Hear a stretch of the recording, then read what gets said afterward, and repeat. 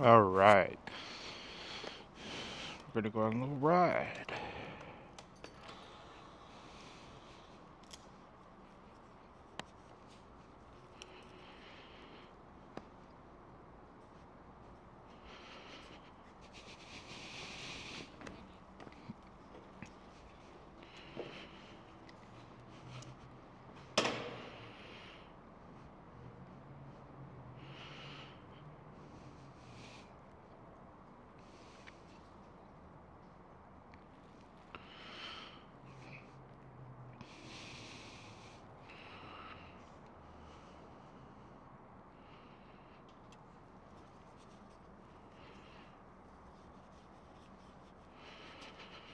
"81 miles. I need to get gas."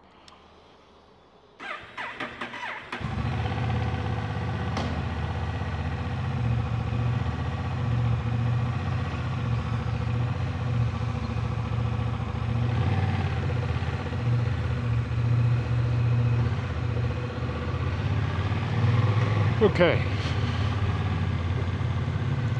After a long, hard day at work, it is a beautiful day. It was raining this morning on the way to work. We got a little wet. Now it's a gorgeous day.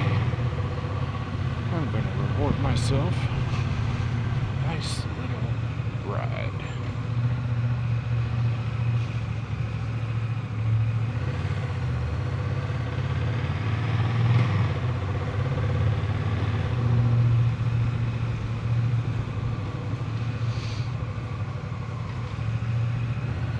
Catch gas on the way before we actually get to the first waypoint. We're good to go.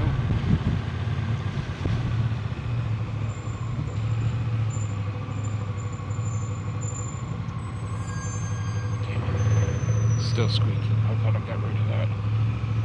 But front brakes are squeaking. I pulled the caliper off, dusted off the pads. I'm not sure what's causing it. The brake pads don't appear to be prematurely worn or anything like that. I don't think I'm going to worry too much about it.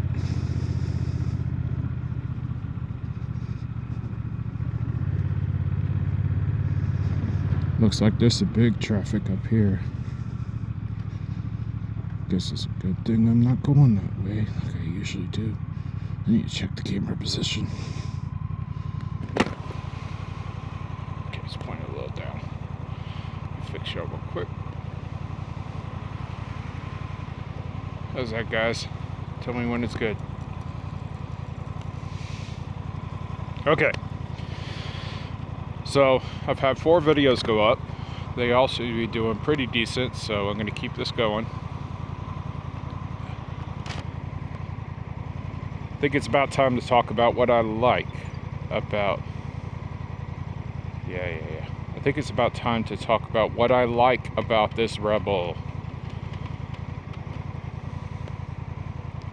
So DCT was a must. If you don't know the backstory, I owned a DC750X manual, a 2019 before this. I owned a Harley before that, a Shadow before that. Anyways, I have some nerve damage from an injury I sustained a long time ago. And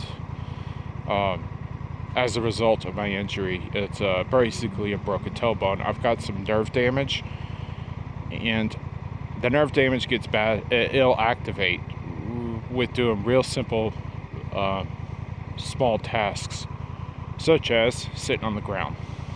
Well, I was sitting on the ground for too long, working on the NC, installing some engine cards actually. And whenever I got up, I realized I could not feel my foot. Went for a ride, I couldn't feel my foot. I get it, I'll talk to you later, babe. I could not feel my foot. I just couldn't. I didn't know what was going on. And whenever I got on the motorcycle, and this is my left foot, I tried to shift gears, I couldn't shift gears. I didn't know what the hell was going on. Gave it a little bit, didn't get better. Off the bike for a week because of it. Still didn't get better. Still couldn't shift. This was not the first time my left foot's gone completely numb like this. I got fed up. So I took the bike driving very slowly and having to listen for my shifts because I could not feel whenever I was clunking into a gear.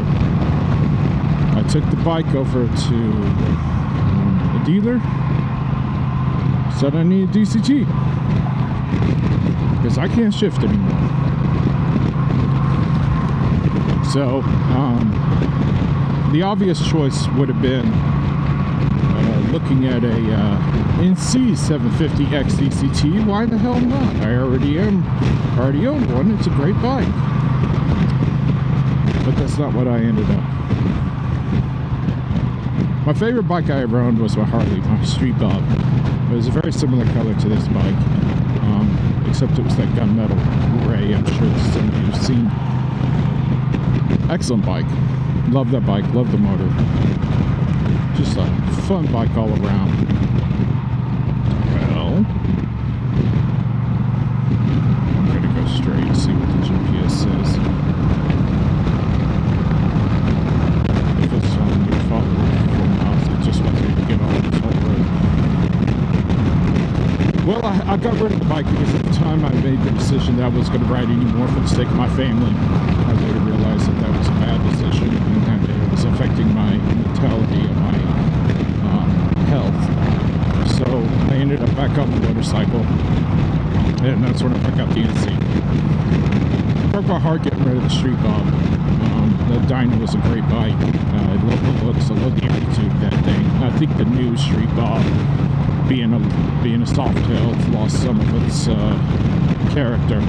If I'm being completely honest, I think killing off the Dyna was a bad decision by Harley. But that's neither here nor there.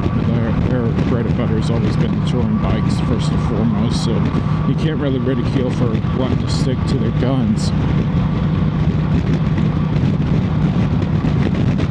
Anyways, whenever I saw they had this sitting on the floor, I didn't even know it existed. I knew there was a Rebel 1100. I did not know there was a Rebel 1100 touring. I did not know this was a thing. And me liking Harleys as much as I do and seeing the battling fairing along with Saddlebags, I fell in love immediately. And then whenever they said it was a DCT, I was just, that was the icing on the cake. I was considering this, and I was considering an Africa Twin DCT. Both I think would have been good choices, but I'm glad I ended up where I did. As far as the seating position goes, I am 6. You've heard me say it almost every video, but I'm going to say it every time because it is important. I'm 6'1", 290 pounds. I'm actually about 288 now. I've lost a couple more pounds since my last video. And I have a 31-inch inseam, so I have a very tall upper body. But that does mean my legs actually fit as kind of okay as a result. Not really good yet. It's still kind of mild ago. But that does mean I get pushed up pretty high. The camera angle that you're looking at is well below my chin. It's hanging low. You can probably see it in the mirror right there. It's hanging low, well below my chin. As a result, you are seeing probably what an average rider's height would be, or a short rider's height would be. I am sitting well above that. So even though inside the camera view it looks like this windshield is probably too tall, for me, I am looking over it firmly. It's probably in line with my lower chin. Lower chin, like I got 2 chins.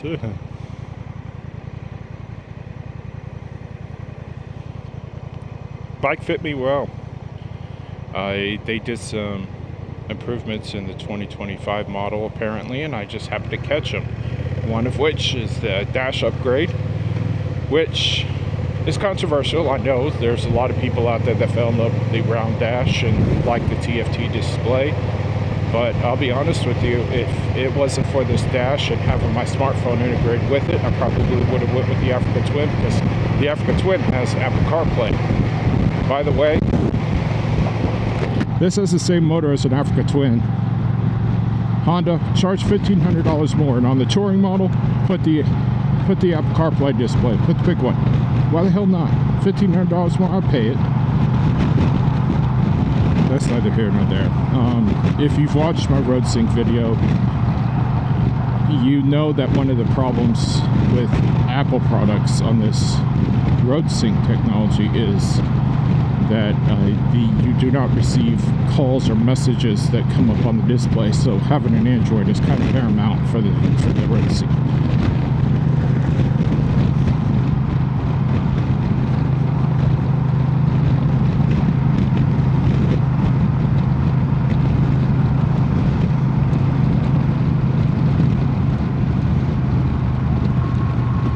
As far as comfort goes, I mean, I'm impressed. It's not a perfect bike by any means, but it's a good bike.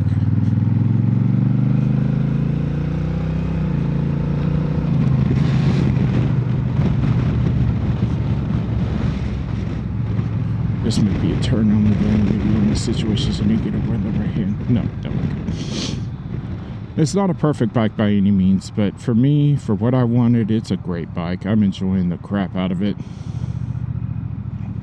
The looks are great. It just, Honda knocked it out of the park with the looks. Looks like a mean bruiser of a little baby bagger. Maybe an imitator thing. A stalker. Maybe it should be called the stalker bagger. I think Honda's been looking at Harley Davidson's Street Glide homework a little too closely with this one. Fairing protection, wind protection for someone my size being so tall, I'm actually very surprised. I only catch wind on the upper portions. You can't see. I'm putting my hands up like you can see where I'm pointing. Yeah, I only catch wind on the very upper portions of my shoulder. So in the top part of it, of my shoulder blades and chest. But so wind protection is actually great, and on top of that, my hands seem to be protected. So the handlebar positioning behind the Batwing fairing looks like the handlebars are too tall, and that you're not going to get any protection. But they knew what they were doing. I'll give them that. In the cold weather, they do great. You don't have to fight the wind as much as you would with the smaller fairing.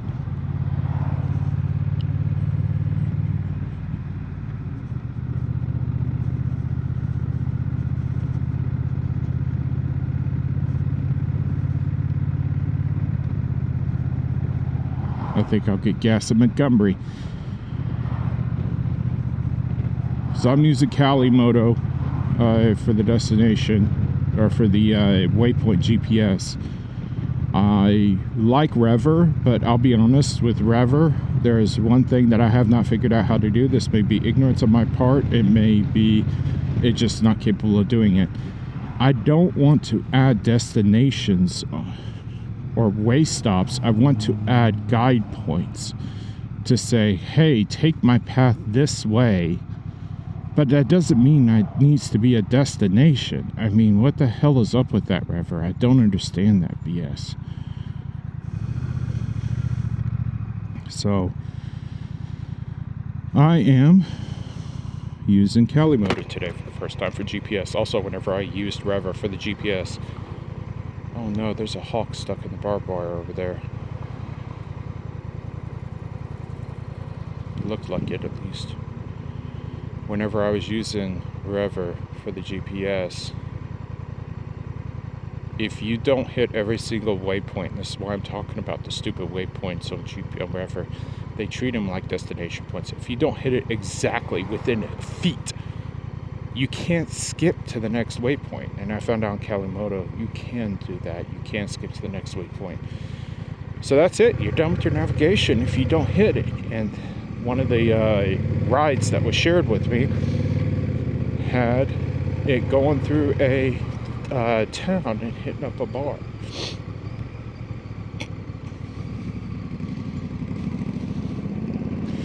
And the bar wasn't open. Couldn't go to the bar to get the waypoint GPS, so I had to skip it and I had to abandon the ride. Really pissed me off. That may be my ignorance, but at the very least, I'm almost positive there's no way to skip waypoints on Rever. If there was, I may work around it.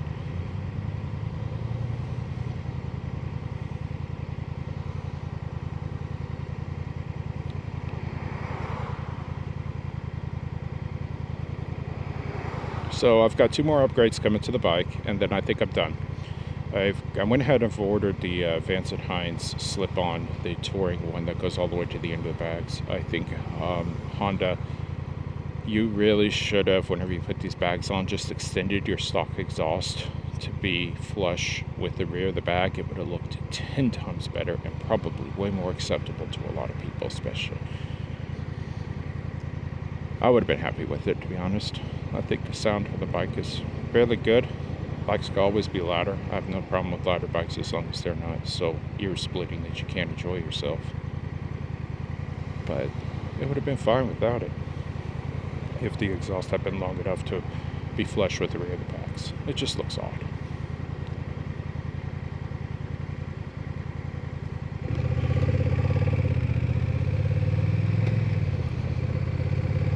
So I've got the Vance & Hines slip-on coming, and then I went ahead and I'm changing out my windshield. So this is the one from T-Rex. This is a 17-inch windshield from T-Rex, and it's providing good protection. But the problem is, I live in Houston, Texas, and the summers here mean that I have to take off the windshield every single damn time. Summer, we hit in summer. It's just too hot to rock a big windshield like this. You gotta have some airflow. Right now it says 78, it's more like 73 right now. It's great, it feels wonderful out here. And having the windshield on is fine. Well, I found out Gustafson's Plastics, I don't think they're called Gustafson's Plastics anymore. It looks like that they bought out another company or something, and they kind of changed their names, but bikescreen.com I think is the website. Turns out Gustafson's Plastics now makes a 17-inch windshield, and not only is it 5 inches wider than the one that I have, so it's wider at the top, which is great for me because I'm a big shouldered guy.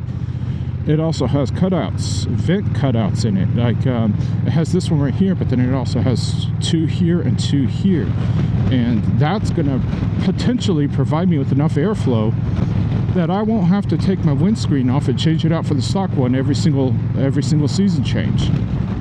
So potentially that is huge for me. I'm really looking forward to that if that's the case, if that ends up being that way.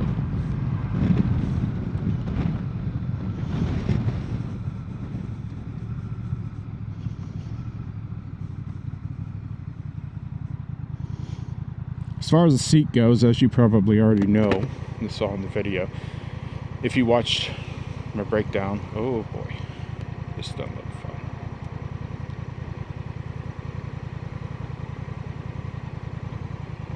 Not sure what's going on up there. Anyways, I installed the Corbett seat on the bike. I had them do a tailbone cutout on the Corbett seat. Go watch my video, you'll hear my explanation. Long story short, I said that I have zero pain after a long trip, and I clearly ride all day. I'm not kidding about that. I'm planning an iron butt challenge, and it's mainly because of this seat that I'm going to be able to even attempt that thing.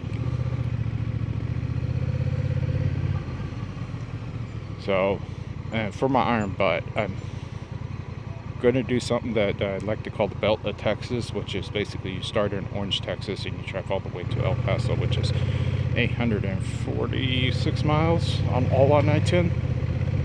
Dead bird, big dead bird. 846 miles all on I-10, something like that. It's 840 something. Anyways, what I figure I'd do is I start in Orange, Texas, go hit it up, go all the way to El Paso, turn around, do an additional 140, 150 miles, however much I need to do to hit my iron butt. Stay for the night and then finish coming home. Do it in 2 days. I'll probably do that next ride season when it starts going down. Hey, to be clear, here in Houston, Texas, there are no riding seasons. You ride year round if you can make it. The heat's what kills you down here, not the cold, not the icy roads, because we hardly ever have icy roads, and that's dangerous as fudge. I'm trying not to cuss here.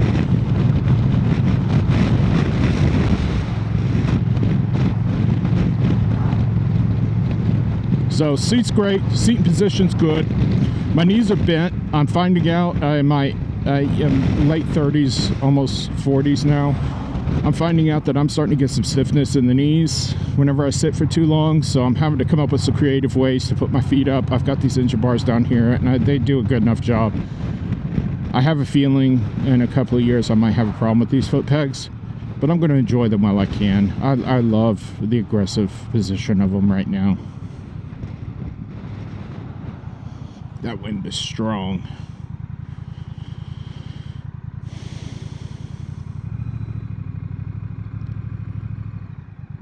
Power is great on this thing. So I've recently, on my profile, as a matter of fact, I can pull it up so you can take a look at what I've done with my user mode. And it's not there. Where is it? Is it here? Yes. There we go. So there's my user mode. You can see it. I'll keep it up there for you to examine it real quick. This has been not only the best for responsiveness and driving in the city, it's also been great for gas mileage. For whatever reason, whenever I went from 2 to 3 on the power band, I actually got better, increased gas mileage. I don't know if that is known or not, or if that's just maybe a fluke, or maybe it's me just twisting the throttle a little differently. But it seems like, at the very least, that unlocking the power band, the full power band, has increased my gas mileage, which may very well be the case. The engine braking is the debatable one. I know a lot of people have problems with that. I love the engine braking. Being able to slow down with just the engine in heavy traffic is wonderful. Okay, so there's that. And then as far as the fuel mileage goes, go back up a look. So this tank, keep in mind I'm 290 pounds almost. I'm getting 44 miles to the gallon. That's pretty decent on this bike. I'll be honest, that was one thing I was a little disappointed with, was for gas mileage on this motorcycle. I was thinking it would be at least 6-7 miles per gallon better than a fully dressed Goldwing, but apparently it's not much better than a Goldwing.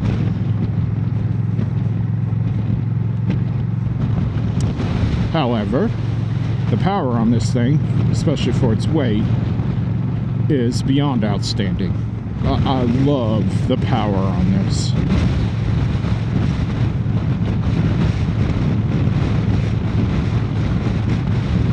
So if you're not familiar with the bike, this bike is 471 dry, something like that, pounds.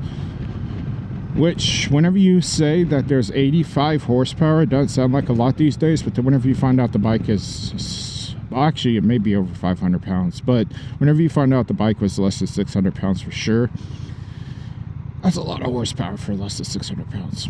You're gonna move. Now, I know Lowrider ST, you're at low 700s and you're sitting at over like 114, 120 horsepower. So something like the Lowrider ST will probably beat it, but I bet you the way that Honda has this motor tuned, this thing can keep up a quarter mile.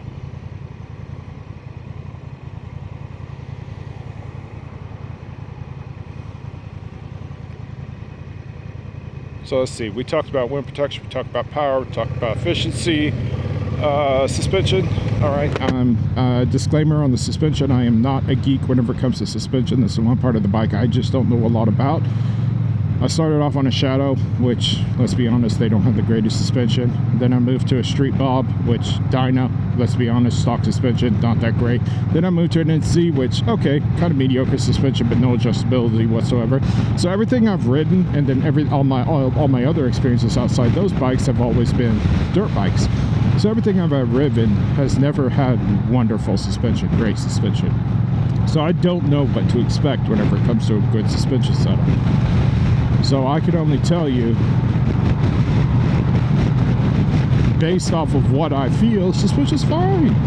It took some adjustments. Thank you, Quasi-Motard. If you don't know who that is, check his channel out. I'll put a link to it. Quasi-Motard, he put up some adjustments. He was one of the first people in Texas to get a Rebel 1100 whenever they first came out. And he discovered that there was 18 adjustments on the rear suspension, which is utterly ridiculous because Honda sends the bike on setting 3 out of 18. What am I, 100-pound person riding this bike? I mean, that's nothing. So I had to bump mine up based off of his recommendation. I think I did the math, and I put mine at level 12 of 18, and I checked my usage and how much I'm using on the stem, and that ended up being great. It ended up being perfect. And my front forks, I think I could get a little more bounce out of them. I think I might be a little too stiff with my front forks, but they're working fine.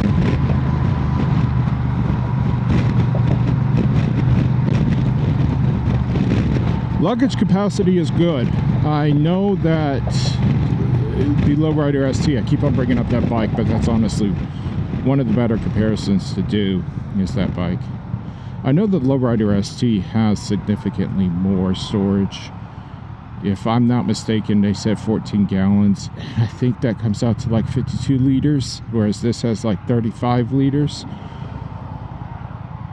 So it's significantly more. And I know the Street Glide has double the storage. It's almost exactly double what this has. So this has 35. They have like 68 liters on the Street Glide. So it's the Street Glide for sure has a lot more. But that's also full dresser bagger, not mini bagger.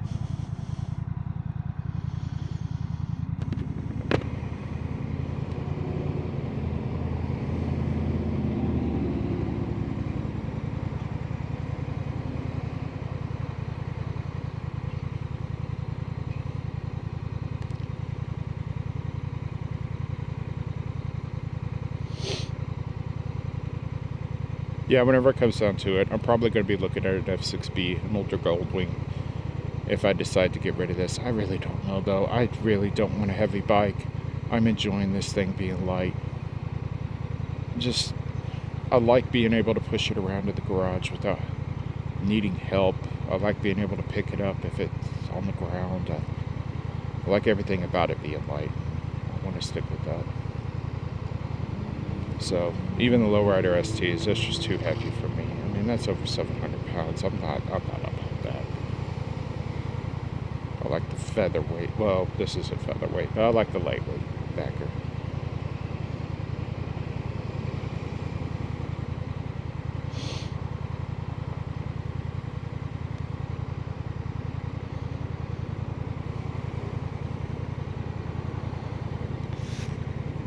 DCT is good. I like the shift points on it. I like the fact that you can control it manually. I do like to bump it down at stops whenever I'm in heavy traffic. I do like to bump it down whenever I'm accelerating on the freeway. I'm impressed with the DCT, to be honest. Foot position, I talked briefly about that, but I'll expand a little more on it. Tip for big riders, especially those of you with big shoes. Ride like you would an adventure bike on this foot placement. Put the balls of your feet on the pegs, not the middles of your feet, and you're going to find increased comfort. At least for me, I did. And it kind of allows you to hang your heels, anchoring the balls of your feet. There's a really good burger place right near here. It kind of allows you to hang your heels and with your balls of your feet on the pegs, and what that does is it actually drops your knees a little bit and it makes it a little more comfortable. But for long distance, yes, you got to get your feet up. That is where wearing skinny shoes comes in handy if you have big feet. I cannot stand having to stick my foot out to the side because you're avoiding the brake lever. So if I'm going to put the arch of my feet on the peg, I slide my toe underneath the brake lever. It does angle my foot forward a little bit, but it's very comfortable. So whenever I need to change foot positions, that's how I do it. And then I have these highway pegs up on there. And if I put the heel of my foot on the actual peg, and then I put my toes on the highway peg, my arch does not touch the brake, and I can literally hover my foot over the brake more or less. It does put my foot at a more aggressive angle, but it works out great because I don't know if you know this or not. I've seen some people complain about cruise control kicking off on this thing. Here's a little tip about the cruise control. There are sensors, some kind of weight sensors in the pegs of this motorcycle. And if you do not have your feet on these pegs, the cruise control, Honda has programmed the cruise control to turn off. Yeah, you would think it would not be the foot pegs, but the handlebars, like you detecting handlebars. You're not holding the grips and they'll turn off or something like that. But no, it's the foot pegs. So that means if you have a cruise control on this bike and you want to kick your feet up and relax, nah, cruise control comes off. You got to use your throttle. I don't know what Honda was thinking with that one. It seems a bit odd, but yeah, that's the way it is. Now that was genius marketing using Hank Hill for a propane store.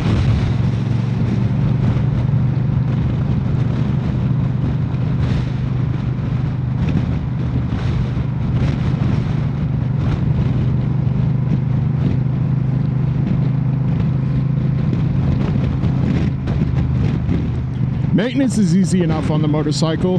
The oil changes are easy enough. The change of the DCT filter at the same time as the oil change filter, I think that's what I'm always going to do, even though it says you don't have to. I also don't like the fact that typical Honda, they want you to reuse the filter on oil changes. I think I'm going to be changing the filters every time I change the oil, because oil changes after the first one are every 8,000 miles, so I think I'm just going to change the oil, or change the filter every time I change the oil. Chain maintenance is the only thing I'm really staying on top of. It's everything on a chain bike.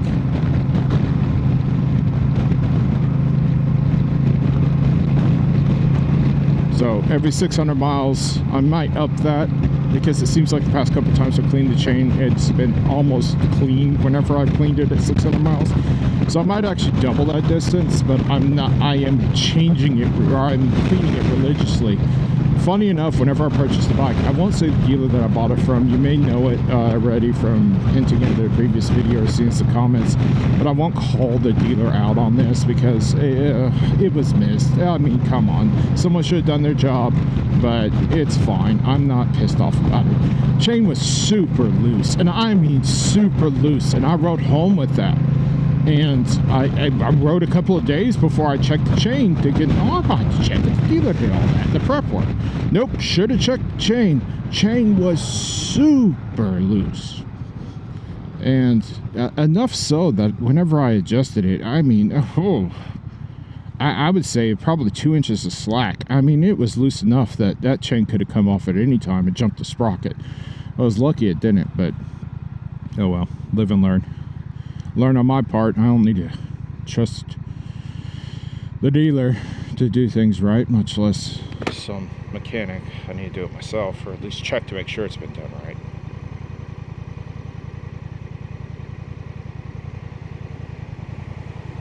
Lighting's good on this motorcycle,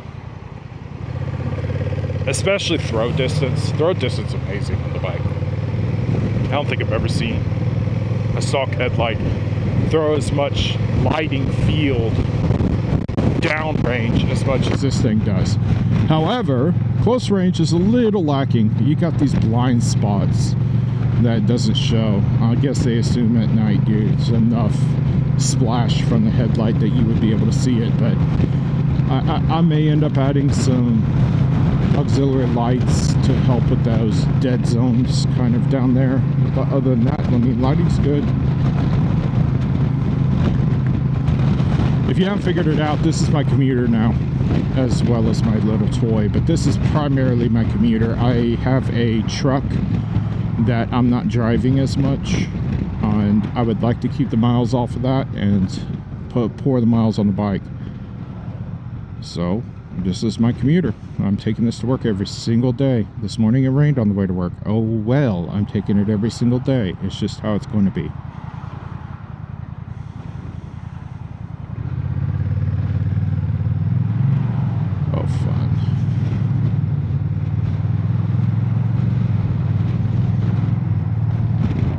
Yeah, as far as the storage goes, And I'm sorry for jumping around topics. It's just as I think it's popping in my head. As far as the storage goes, that 35 liters was enough. And whenever you combine it with a sissy bar bag, thank you for not going. Whenever you combine it with a sissy bar bag, that's more than enough for a multiple day trip. I would say it's probably enough for at least a 7-day trip.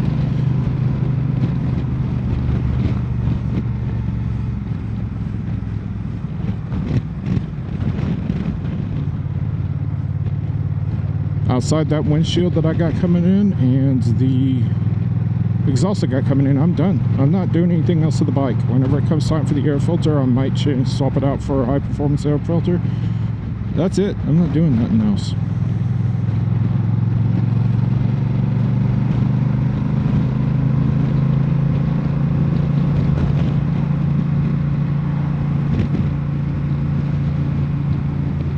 Bike's good. I legitimately enjoy this motorcycle, and I would highly recommend it to anyone as a second bike. I don't think I would recommend it as a first bike. It's a lot of power, and especially whenever you unlock the full band on the throttle. You're not careful, whiskey throttle will kill you on this bike.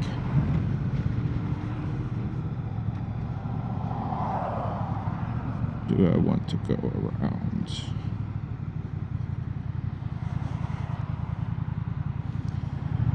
This bike is also incredibly easy to balance. Compared to the Dyna, it's so easy. I think it's even easier to balance than the Shadow was. The NC is a different animal, and I'll be honest with that NC. That adventure style of seating is more comfortable at the sacrifice of stiffness in your knees at my age. It is more comfortable than sitting on a cruiser. Putting all that weight on your butt, whereas on the NC and that semi-adventure styling, being able to use your feet to kind of provide additional support there, that is so much better. It worked out so much better for comfort. And I would highly recommend that if you are not finding yourself comfortable on a cruiser, but you want something that is still kind of cruiser-esque, try this Rebel out, because I got the 2025, and in 2025 they pushed the foot pegs forward a little bit. Get yourself a 2024. Go sit on a 2024 or older Rebel, and they have mid controls and true mids, and that may be far enough back to provide you that relief that you're looking for. Because I'm telling you, for most people, putting all your weight on your butt is great and comfortable, but for heavier individuals, that cannot be good. It can hurt, and for people with spinal problems like myself, it is absolutely not a good thing. So having the ability to just kind of flex your legs a little bit and give yourself some relief on your butt, it's wonderful for me. And it's one of the questions that I have whenever I went up to Harley Davidson and I talked to them about the Street Glide, because I love, by the way, finally, Harley Davidson, you get it, you're getting with the program, and that dash is wonderful. But I asked him, can I order this with pegs? And he looked at me like I was some sort of person that he should be talking to. He said, yeah, you got on the CVO model, but that's it. He said you could aftermarket. Well, I said, what about mid pegs? He said, no. I'm sure there's somebody aftermarket that sells mid pegs for this thing. As a matter of fact, I think I did find a kit, but it was super expensive. Boy, this looks fun.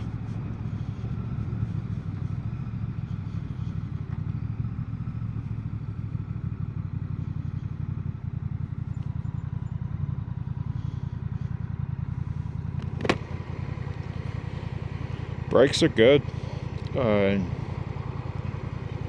They seem to be very strong. I don't have a single problem stopping from a real fast speed on heavy traffic. Especially if you use both. This does not have linked brakes. So if you slam both of them, you're going to stop quick. I've yet to lock them up, actually. I need to go to a parking lot and do that. what you do, but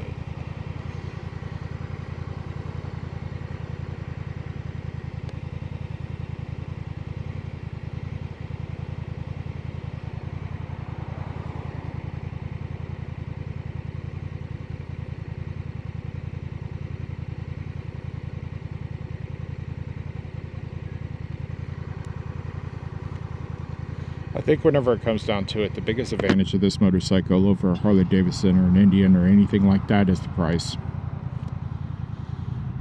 Honda's got to be losing money on this thing. I mean, you're getting arguably the most reliable motorcycle brand on the planet. You're getting one of their motorcycles, you're getting an automatic, you're getting a full fairing, you're getting decent sized saddlebags, all painted to match, not aftermarket accessory crap. And you're getting all that for $13,000. Not only that, they didn't really up the price on it from the previous year, and you're getting an updated display, something that actually coordinates with your smartphone. Again, charge me another $1,500. I said $1,500. I didn't mean $1,500. Charge me another $1,500 and give me Apple CarPlay, but that's neither here nor there. You're paying $10,500 for $11,000. I think it's $11,500 actually. Forgive me, my price was different because my bike was paid off, and whenever I traded it in, it dropped the price on it. But I financed was much less than what they sold for. But you're essentially getting all this for under 12, probably out the door right at 13. The Lowrider ST is Harley Davidson's only bike that I would compare to this. I know there's probably more comparisons with the Sportster, but they don't have a touring Sportster. The Heritage or the Lowrider ST is what I compare to this, and those bikes are $26,000, $27,000 out the door. I mean, you are double, if not triple the price of this thing. And this could do 90%, 80% of what that bike could do.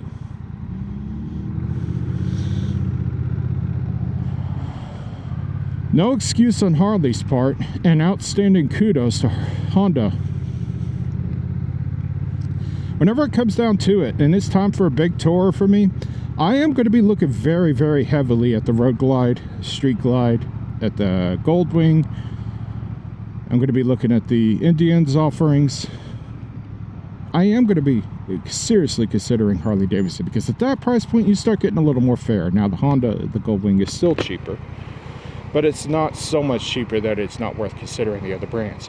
This is so much cheaper than the Lowrider ST that I won't even look at a Lowrider ST. One, because I fall in love with the styling too much, and two, because you're literally cashing out double.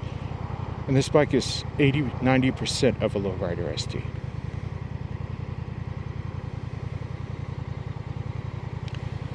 The only thing, two things that Honda needs to fix on this motorcycle is fuel range. That's one. I do not need to be stopping every 150 miles whenever I'm trying to knock out 1,000 miles in a day. Come on. I need more than 150 miles. Give me 220, 230 miles. I believe that's what the Goldwings could do. At least give me 200. Range is the big one. Give me an extra half gallon. I think it's a 3.6, 3.7 gallon. So make that a 4.1, 4.2. You've got these empty spaces here where your knees are supposed to go. Well, don't work for me anyways, because my knees are big person. So fill that space. Give me some more fuel. And put Android Auto Apple CarPlay on this thing, please. It'd be so easy. Even being that small, I'm okay with it. Just let me have that.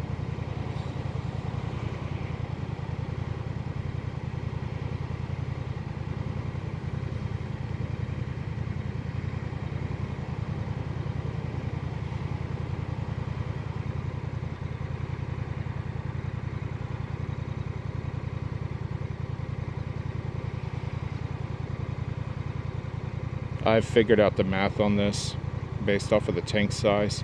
If you get 40 miles to the gallon on this bike or better, then you will get 145 miles out of a tank to 150. but you need to do 40 miles to the gallon. So that's the cutoff. If I'm on the freeway and I'm doing less than 40 miles to the gallon, I'm not going to get 140 out of the tank. So that's a little math I've done, a little check that I do on myself. Okay, rough traffic should be done. It should start clearing up back here.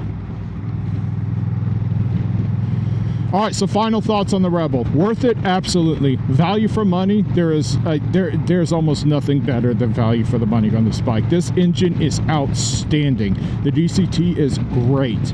The miles per gallon is lackluster. The fuel range is lackluster. The storage is great. The looks are great. The wind protection is great for its size. The addition of cruise control on a bike that's less than $15,000 is absolutely game changer for long road trips. The inclusion of heated grips, they are integrated into the display. I don't have them, but if I lived in the north, I sure as hell would. That's great. I mean, there's item after item after item that makes this bike great. It's the reason why I'm going to be holding on to it for a very long time. Someone wrapped a Cybertruck. Oh boy.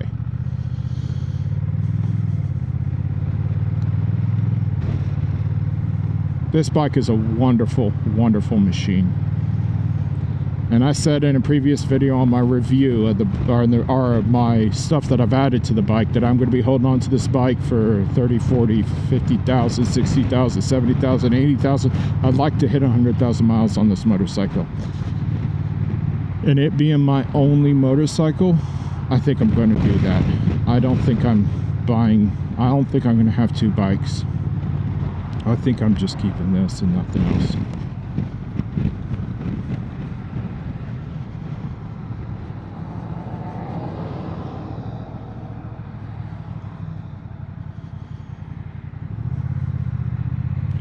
Alright, so whenever we get to the gas station, I'm going to cut y'all out.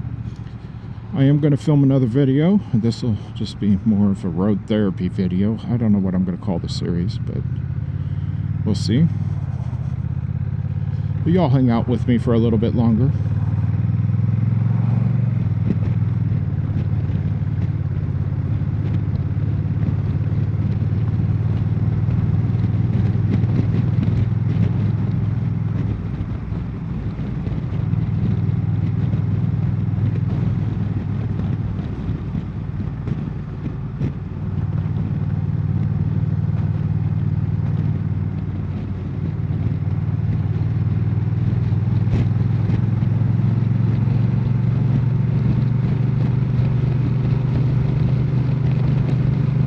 By the way, if any Africa Twin owners are watching this, or Rebel 1100 owners, fellow Rebel 1100 owners, I'm coming up on summer in this thing, and I know that I'm a little worried about heating issues.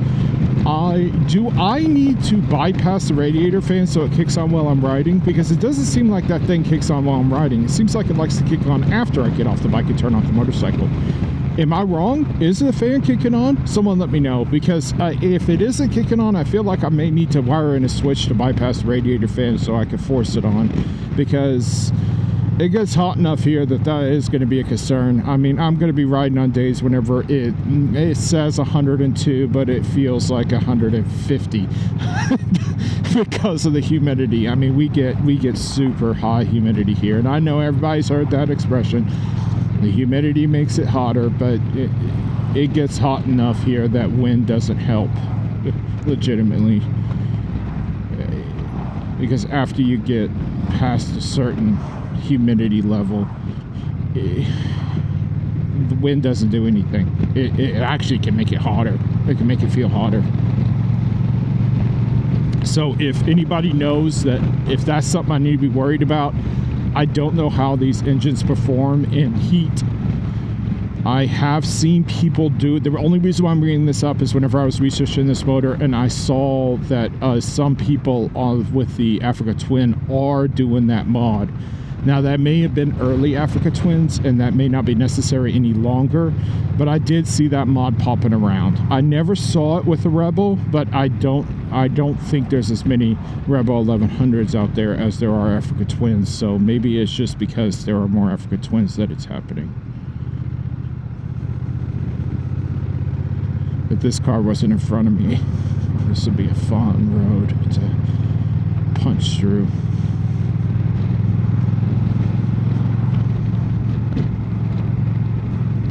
Oh, the gasket. There's a gasket issue on these trunks, or on these saddlebag lids. The gasket likes to fall out. I think I'm going to put a dab of super glue or something in there just to hold that gasket in. If that gasket falls out or starts falling it out, it becomes increasingly difficult to close the lid, and it will get so bad to a certain point that you won't even be able to close the lid until you reseat the gasket. I am concerned, I have not done this yet, that I am going to pinch the crap out of that gasket and I'm going to tear it. Has not happened yet. I'm very concerned that's coming if I don't catch it. So I'm going to put a dab of super glue in there just so that it stays in there. I'll let you know how that goes. But yeah, for whatever reason, that gasket likes to fall out. It likes to unseat itself, and then you end up pinching it whenever you try to close the saddlebag lids. Saddlebag lids on this bike are already hard enough to close. I understand why Honda did it, but it is still, they're very difficult to close. And then whenever you start pinching it, it gets even worse. I don't know why they grade the roads like this. It makes me a little weary.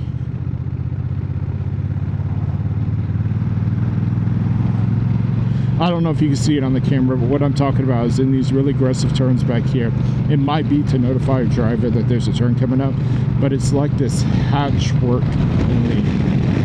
I'll see if I can angle myself out so you can see it on the next turn, but it's like this hatch work in the concrete. It makes me a little less confident in leaning the bike. I'm sure it would be fine, but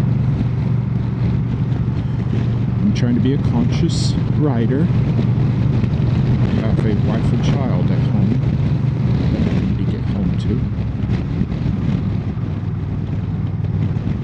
Yep, here it is. See that crap? Not sure what the hell that is or why they're doing that.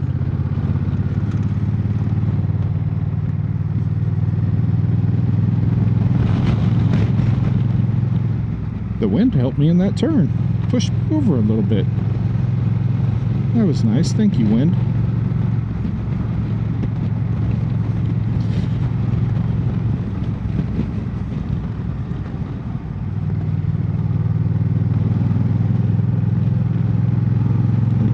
That thing looked like almost a plane turned into a cargo trailer.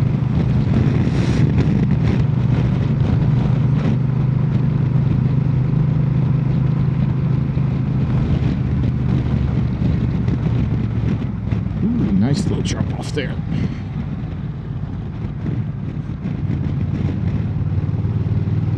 I think this guy's getting the clue. Thank you, sir. I will dabble a little bit.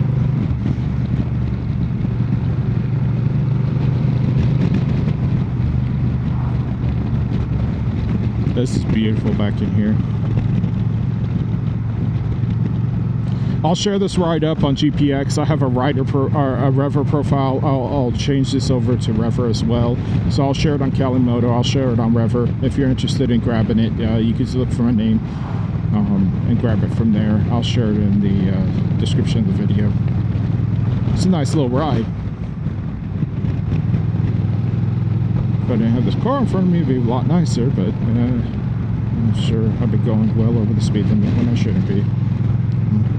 If anything, cars keep me honest.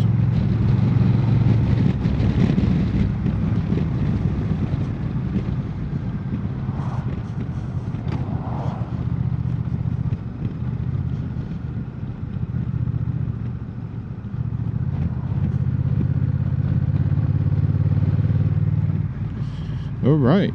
Well, you want to hold yourself to your word? Let's go.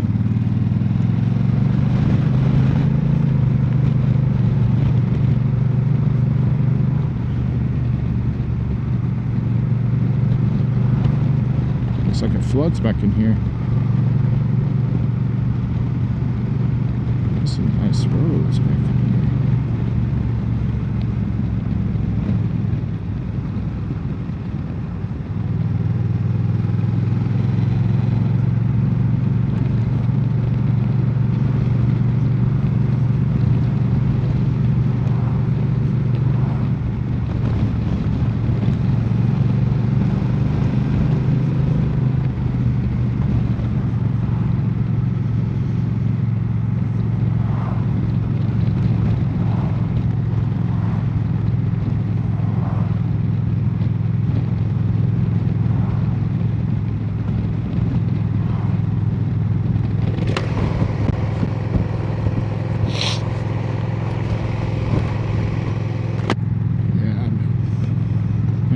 gas.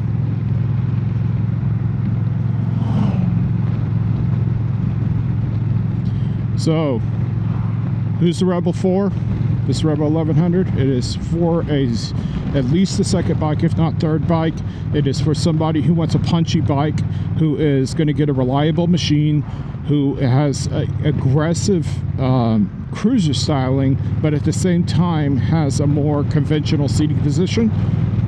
It's, in my opinion, a more comfortable bike than my Dyno was. It's almost as good looking bike as my Dyno. Almost, not quite. The Harley does look better. And who could do some light touring on, even heavy touring with a big windscreen and better seat.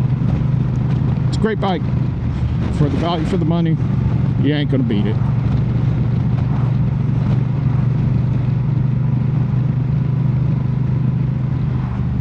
And there's a Shell station there. That's where I'll be making my stop. So we're going to pull in, and I will bid you adieu.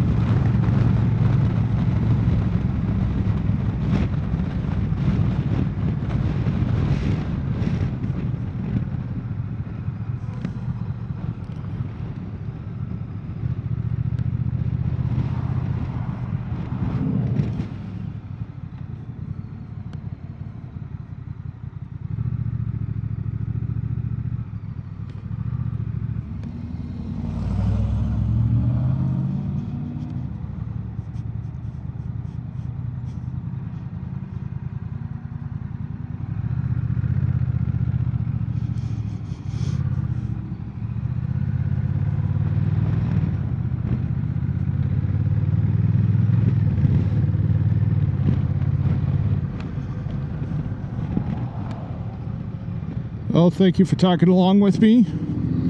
Like, subscribe if you're enjoying the content. I'll keep it up. I'll keep the videos coming. I appreciate y'all. Y'all take care. Remember, the Lord loves you.